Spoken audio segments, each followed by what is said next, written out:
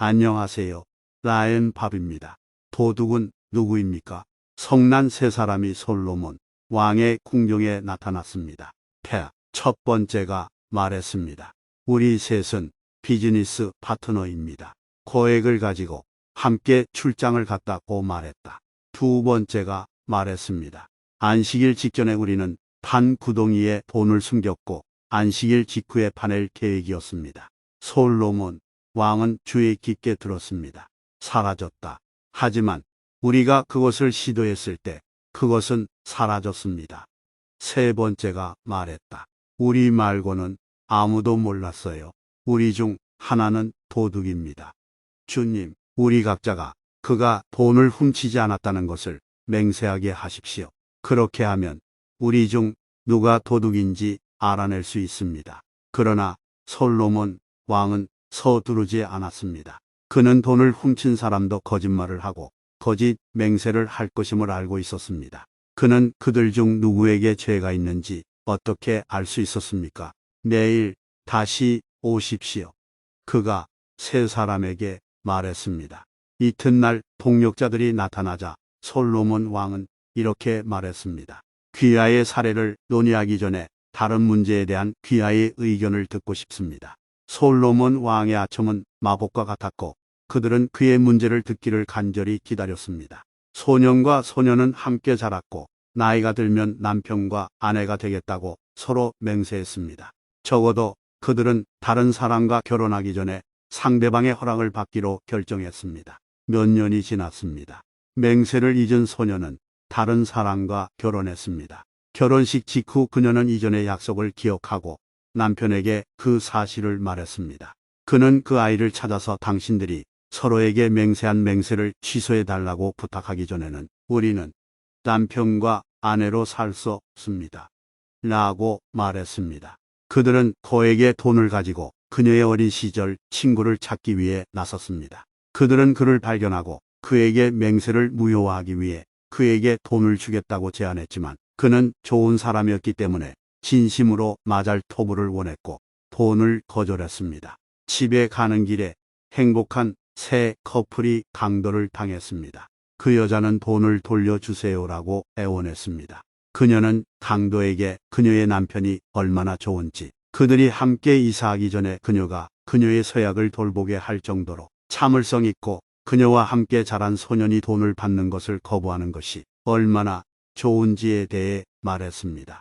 그 말에 강도는 지갑을 돌려주었습니다. 솔로몬 왕은 이 모든 일이 어디로 가는지 이해할 수 없는 세 사람을 바라보았습니다. 제 질문은 이 이야기에서 가장 칭찬할 만한 사람이 누구였느냐는 것입니다. 왕에게 물었다. 파트너 중 한 명은 아내가 가장 존경스럽다.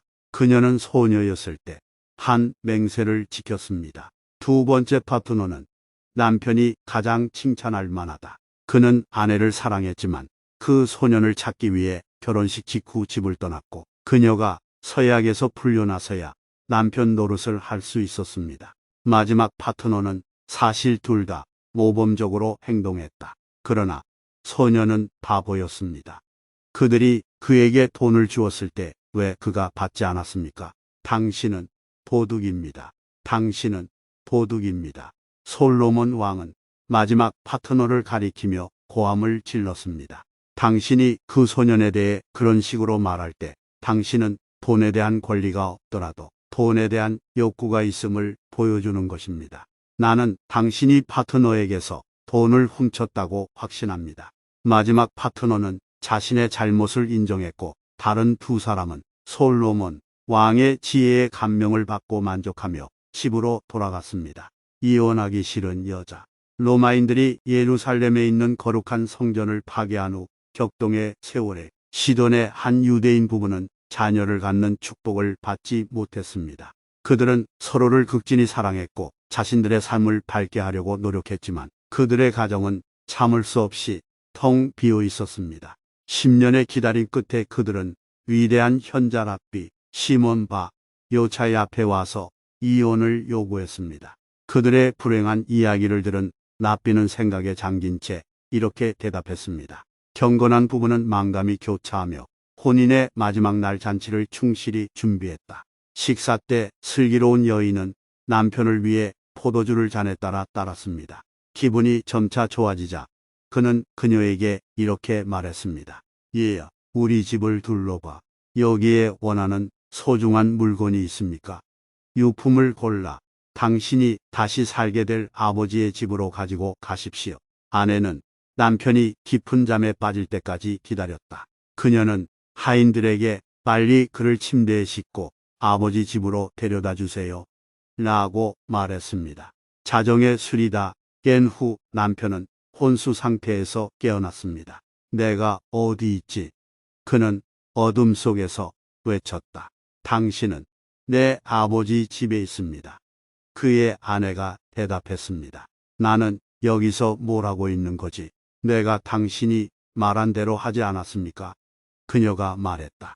당신은 나에게 당신의 집에서 가장 좋은 것을 가지고 내 친정으로 돌아가라고 지시했는데 세상에 당신보다 더 좋은 것은 없습니다. 그들이 함께 할 운명이라는 것을 깨달은 부부는 그들을 위해 기도해 준 랍비 시몬 바 요차이에게 다시 한번 다가갔고 그들은 자녀의 축복을 받았습니다.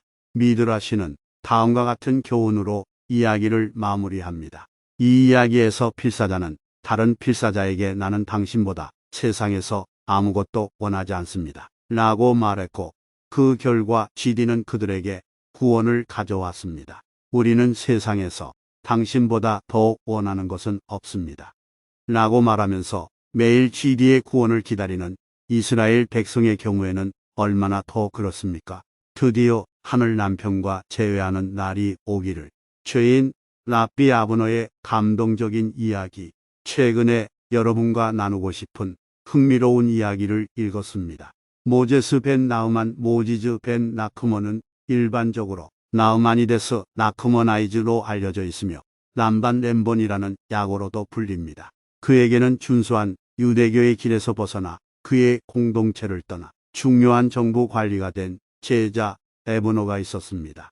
한 염피푸르 에브너는 경비원을 회당으로 보내 람반이 그 앞에 나타나도록 명령했습니다. 그의 궁전에서 그의 전 스승이자 스승의 눈앞에서 에브너는 돼지를 잡아 구워서 가장 성스러운 금식일에 먹었습니다. 람반은 괴로움을 참지 못하고 울부짖었습니다. 조상들의 거룩한 가르침을 버리게 된 이유가 무엇입니까? 너였어, 나의 주인님. 에브너는 조소하듯 소리쳤다. 당신의 가르침은 저를 완전히 환멸시켰고 유대교를 거부하게 만들었습니다. 당신은 한때 하하 진우의 토라 부분을 가르치고 있었습니다. 그가 설명했습니다.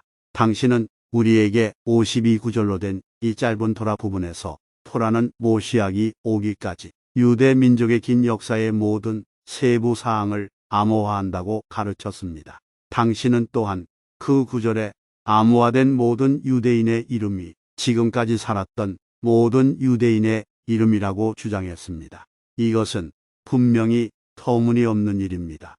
천둥 에브너.